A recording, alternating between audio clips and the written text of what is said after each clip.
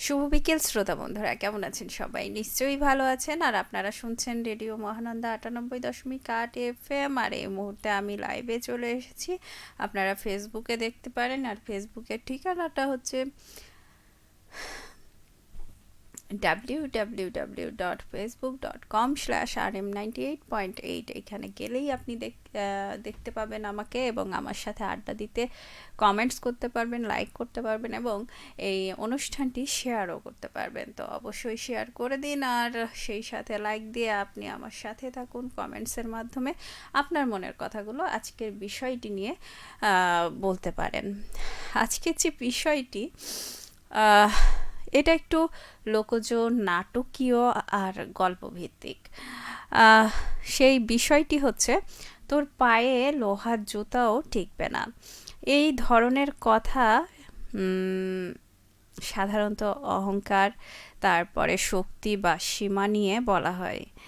আর এই বিষয়গুলো নিয়েই এর থেকে অন্যরকম বিষয় কিছু আমার কথা বলবো, কিছু আপনাদের কথা শুনবো, আর সেই সাথে কোনো বই কিংবা কোনো কবি এই কথাটাকে লিখেছেন কিনা সেটাও জেনে নেব। তো বন্ধুরা, আহ, আহ, এটার সংজ্ঞা এরকম, মানে যে কথাগুলো আমি বলছিলাম সেরকম হতে পারে। তবে আহ, একটা ব্যাপার, সেটা হচ্ছে যে এই কথাটা কিন্তু একজন কবি তার যে উপন্যাস, সেই উপন্যাসে ব্যবহার করেছেন। জানেন কি সেই কবিকে? সেই মানে চরিত্রটা কি, কাকে নিয়ে সেই কথাটা বলেছে, সেটা অবশ্যই জানাতে পারেন আমাকে, যদি আপনার জানা থাকে। আর যদি না জানা থাকে, তাহলে আমি অবশ্যই আপনাদের বলে দেব। আমাকে মনে করিয়ে দিবেন যে কবির নামটা কি আর সেই চরিত্রটা কি, ঠিক আছে? তবে আজকে একটা কথা বলি, সেটা হচ্ছে যে কিছু কিছু ছোট ছোট ছেলে মেয়েকে দেখবেন যে আহ, খুব দ্রুত গতিতে বাড়তে থাকে, সেই সাথে বাড়তে থাকে তার পাও। তো পা বাড়তে থাকলে ছোটবেলা, মানে এই সমস্যাটা ছোটবেলাতে সব থেকে বেশি আমাদের সমস্যা হয়। তো মা বাবা হয়তো অন্য কোনো সাত পাঁচ না ভেবে বলতেন, বা কোনো উম, পা তাড়াতাড়ি বড় হয়ে যাচ্ছে এই জন্য ভেবে বলতেন, বা খুব দ্রুত ছিঁড়ে দিতাম সেই কারণে বলতেন। তো বলার অনেক কারণ ছিল। আপনার কোন কারণটা ছিল সেটা অবশ্যই জানাবেন। আর সেই সাথে আলী আশরাফ স্যার বলেছেন, কথা বন্ধু প্রিয়া শুভেচ্ছা। শুভেচ্ছা আপনাকেও। কেমন আছেন আপনি? ভালো আছেন তো? অবশ্যই জানাবেন। আর সেই সাথে ইসমাইল হোসেন বলেছেন, আসসালামু আলাইকুম। ওয়ালাইকুম আসসালাম। কেমন আছেন আপনি?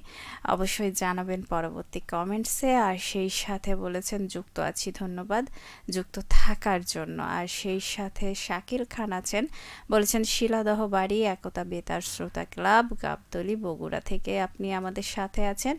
এবং সেই সাথে বোন সীমা আক্তারও আছেন, বলেছেন তোমাকে আজও খুব মিস করি।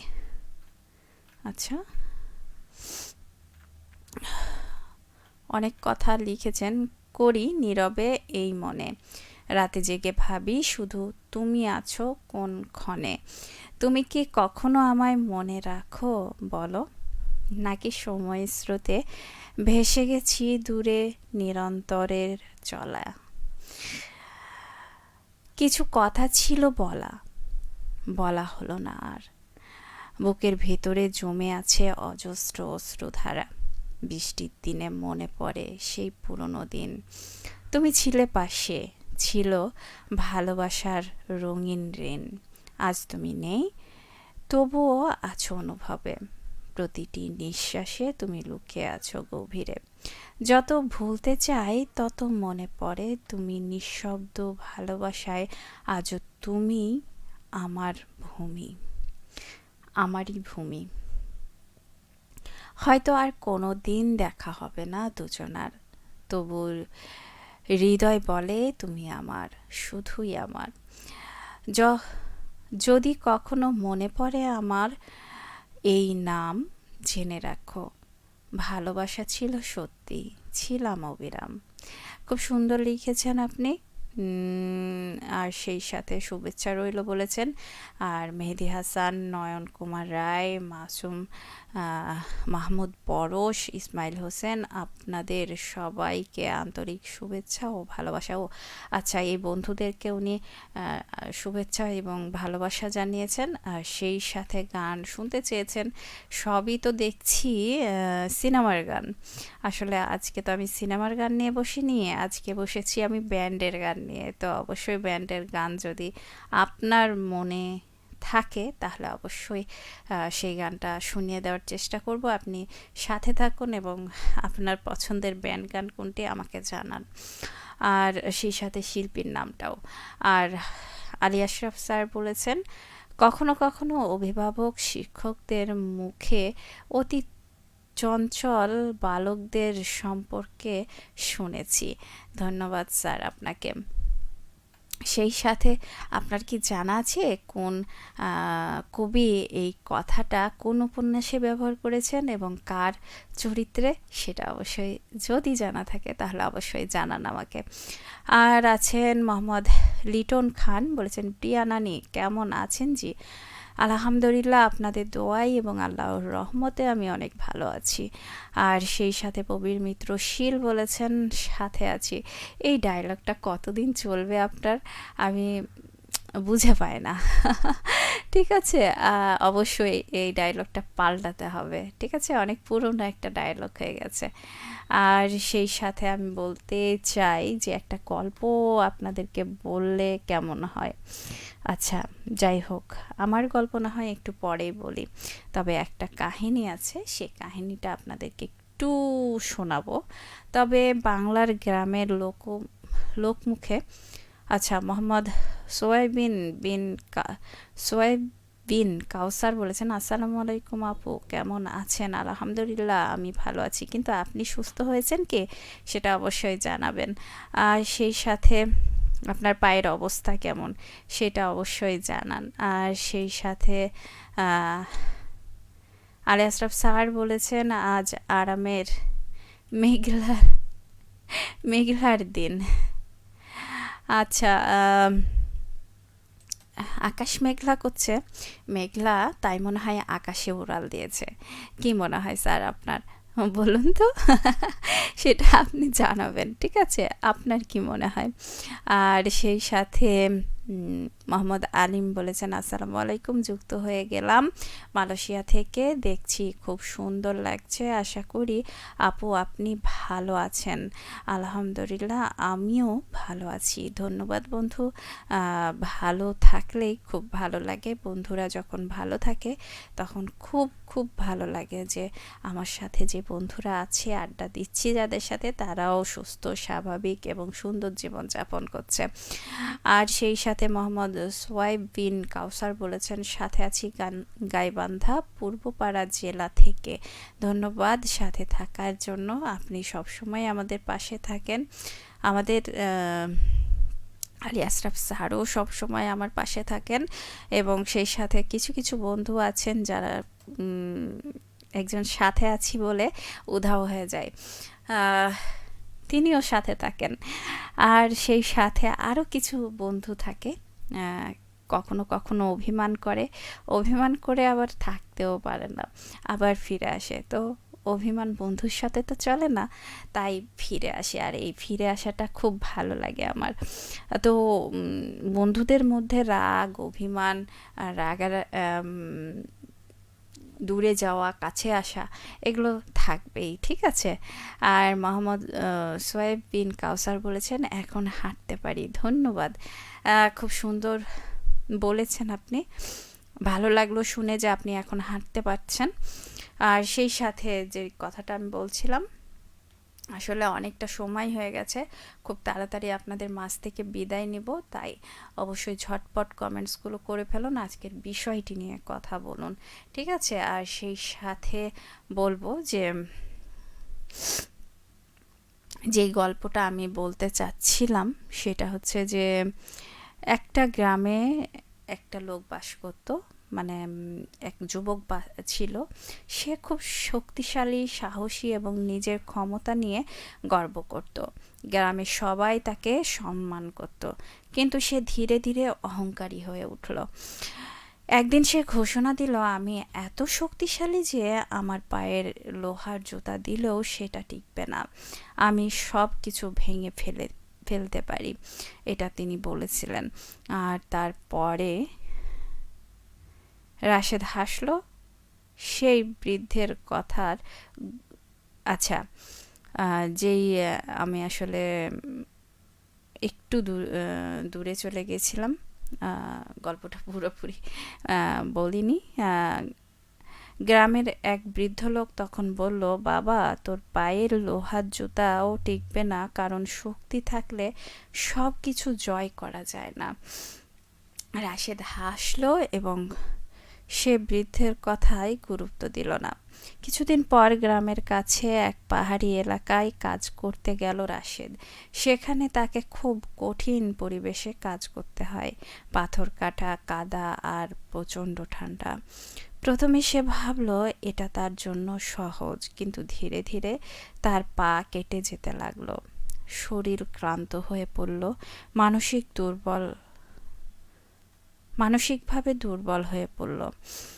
আর সেই সাথে একসময় সে বুঝতে পারল শুধু শক্তি থাকলে হয় না, সহনশীলতা, অভিজ্ঞতা এবং ধৈর্য সব কিছুর দরকার। ঠিক আছে।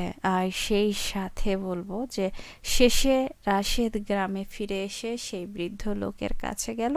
সে বলল, আপনি ঠিক বলেছেন, আমি পায়ে লোহার জুতা থাকলেও আমি টিকাতে পারিনি। বৃদ্ধ তখন মৃদু হেসে বললেন, মানুষের সবচেয়ে বড় শক্তি তার বিনয়ে আর জ্ঞান। খুব সুন্দর একটা কথা, কিন্তু আমার অনেকগুলো কমেন্টস চলে এসেছে। তো আলী আশরাফ স্যার আছেন, বলেছেন যে চঞ্চলরা যখন একই রকম নেতিবাচক কাজ বারবার করে তখন অভিভাবক, শিক্ষকরা এই বাগধারাটি ব্যবহার করে। ধন্যবাদ। আর সেই সাথে আবু শাহেদ আছেন, বলছেন ভালো লাগে না কি আমার কথা, অবশ্যই জানান পরবর্তী কমেন্টসে, তাহলে কিন্তু আমি চলে যাব। ঠিক আছে। আর সেই সাথে আলী আশরাফ স্যার বলেছেন, প্রিয়া, আমার লিখিত মন্তব্যগুলো পড়ে তুমি মন্তব্য দিচ্ছ, ধন্যবাদ। ধন্যবাদ আপনাকেও যে আপনি এত কষ্ট করে আমাকে লিখছেন। আর সেই সাথে আবু সাইদ বলেছেন, ম্যাডাম ঠান্ডা লেগে আছে, শুধু লাগ থেকে আওয়াজ আসছে। ও আচ্ছা, তাই তার জন্য মনে হয় ভালো লাগছে না, তাই না? একটু ঠান্ডা লেগেছে, তার জন্যই একটু তাড়াতাড়ি পালিয়ে যেতে চাইছি। তো বন্ধুরা, আমার যেটা হতো সেটা হচ্ছে যে আমি যখন ছোট ছিলাম তখন আমার পা তাড়াতাড়ি বড় হয়ে যেত। তো পা মানে 3 মাস পরেই আমার জুতা কিনতে হতো। তবে এখন শান্তি যে আমার পা আর বড় হয় না। আমি আমার পা এখন একই মাপের আছে। আর এখন 3 মাস পর পর জুতা কিনতে হয় না। তো বাবা জুতা কিনতে কিনতে মাঝে মাঝে বলতো যে এত জুতা লাগে, আর আমার জুতা প্রত্যেকটাই নতুন থাকতো। আর যখন মনে হতো যে এই জুতাটা যার পায়ে হচ্ছে তাকে দিয়ে দিতাম। তো নতুন জুতা পরে যাকে দিতাম সে খুব খুশি হয়ে যেত। আর জুতা হারিয়েছি প্রচুর। আর সেই সাথে মানে নতুন জুতা তো তাই নতুন জুতা মানুষ চুরিও করতো অনেক বেশি। আর সেই সাথে আরও একটা মজার ঘটনা হতো যে যখন পায়ে ঢুকতো না, জোর করে ঢোকাতে, কিংবা ধরে নেন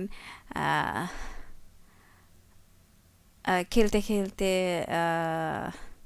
এরকম হয়েছে যে জোর করে ঢুকে পায়ে পড়েছি, কয়েকদিনের মধ্যেই সেটা ছিঁড়ে গেছে।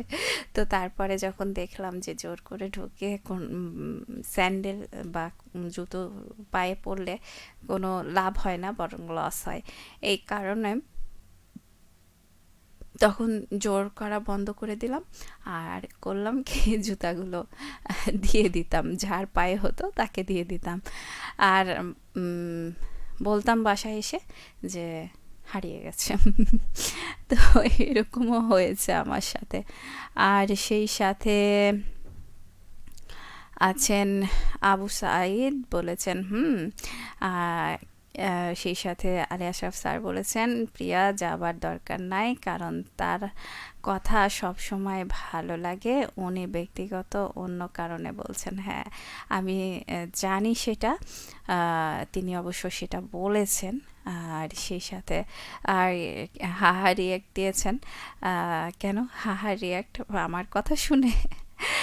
আসলে ছোটবেলার অনেক স্মৃতি আছে যেগুলো হঠাৎ হঠাৎ করে মনে পড়ে, তখন সেখানে হারিয়ে যেতে মন চায়। তবে আজকের মতো আমি প্রিয়া এখান থেকে বিদায় নিতে চাই, কেননা অনেক বেশি কথা বলা যাবে না আজকে। তো বললেও কথা ভালো লাগবে না। তো আজকের মতো বিদায় নিচ্ছি। আর আপনারা সকলে ভালো থাকুন, সুস্থ থাকুন, সুন্দর থাকুন। আর এই অনুষ্ঠানের আমন্ত্রণ আগাম দিয়ে যাচ্ছি, কেননা গত সপ্তাহে আশা করছি যে মেঘলা আপনাদের সাথে আড্ডা দিতে চলে আসবে। আর আলী আশরাফ স্যার বলেছেন, প্রিয়া আমার মন্তব্যে মাউসের প্রতিক্রিয়া দেওয়ার জন্য তোমাকে অসংখ্য ধন্যবাদ এবং কৃতজ্ঞতা। ধন্যবাদ আপনাকেও, যে আপনি এত কষ্ট করে সবসময় আমাকে এতগুলো কমেন্টস দেন।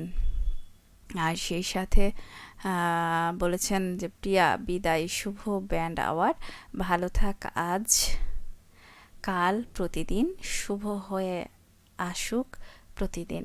ধন্যবাদ, খুব সুন্দর লাগলো। তবে আমি আগাম শুভ সন্ধ্যা জানিয়ে বিদায় নিচ্ছি। আর আপনারা সকলে ভালো থাকুন, সুস্থ থাকুন, নিরাপদে থাকুন এবং নিজের প্রতি অবশ্যই যত্ন নিন, এবং আপনারা আশেপাশের মানুষের প্রতিও একটু খেয়াল রাখুন, কেননা একটু সচেতনতা, একটু খেয়াল রাখা আমাদের আশেপাশের মানুষগুলো আমাদেরকে ভালো রাখতে সাহায্য করবে। তো আজকের মতো বিদায়।